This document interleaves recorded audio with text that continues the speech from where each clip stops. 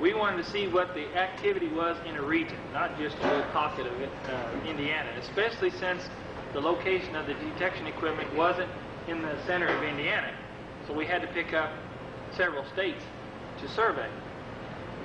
And the only source of information besides the literature and the MUFON Journal and the NICAT publication and the UPRO, or the AFRO Bulletin, the only other source that we had was this catalog that had been started before with Dr. Hynek and Dr. David Saunders.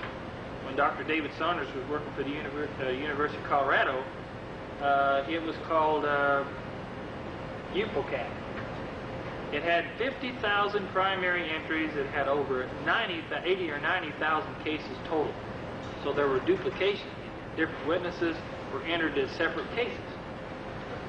A lot of the data in there was based, well, it was all on a computer disk, and if you wanted a printout for state, say Indiana, you had to call up and get a printout of Indiana.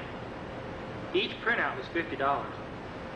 So I'm glad at the time we didn't have the money, because we would have put out the money and we would have spent around $300 for 6 printouts that would have been useless.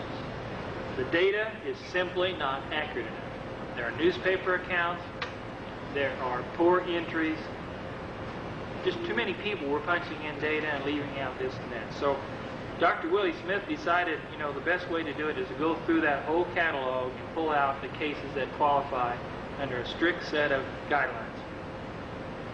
And that way, when you run a computer program and do a study on a particular subset of reports, you're dealing with clean data.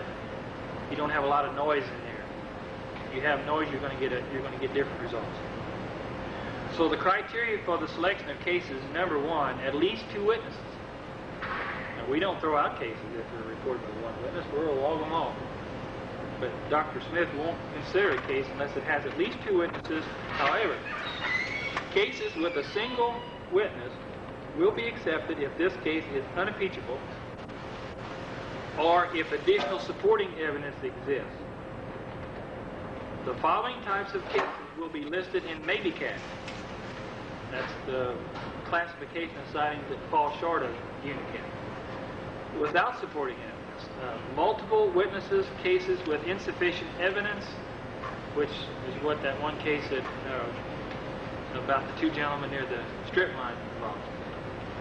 Cases lacking basic information requirements and or reference, which he calls a non-case. Secondly, cases have to be well investigated by known ufologists, preferably with results published in the literature. Third, unpublished cases are cases investigated by not so well-known researchers, and I'm one of those. I'm known around Indiana, but outside of that, we've turned in a lot of good cases. Will be accepted only if there's a written report accessible to the organizers of UNICAT, and if the initial investigators are willing to provide additional information.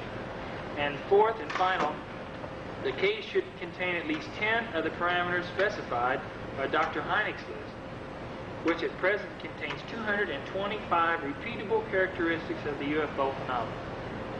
In order to identify the pertinent parameters for a given case, a rather detailed report is necessary. So in general, a compact summary will not be sufficient.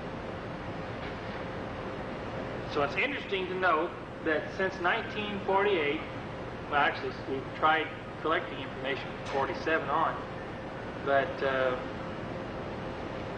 there, in that period of almost 40 years or more, there have been 12 cases in Indiana that have qualified for UNICAT status.